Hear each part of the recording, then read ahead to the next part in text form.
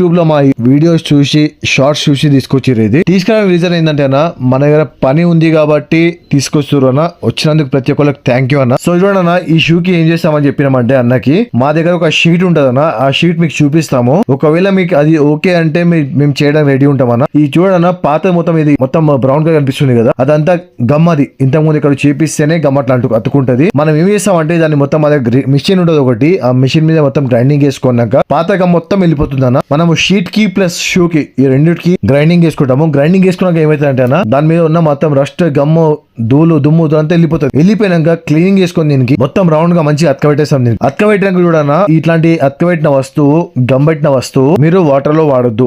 Water లో వాడితే ఏంటంటే ఊడిపోయే ఛాన్స్ ఉంటుంది. పెద్ద పెద్ద షోరూమ్ వాళ్ళే గమ్ కి గ్యారంటీ వారంటీ ఇవ్వరు. సో చూడన్నా, మన దగ్గర వచ్చేసి కస్టమర్ క్లియర్ సజెషన్ ఉంటారు. కస్టమర్ కి కొద్దిగా లేట్ అయితే చెప్పడానికి కానీ క్లియర్ గా చెప్తాం. మీరు ఓపికతో వచ్చి కూర్చోండి, చెప్తాను మీకు అందరికి చెప్పి పని స్టార్ట్ చేస్తాను.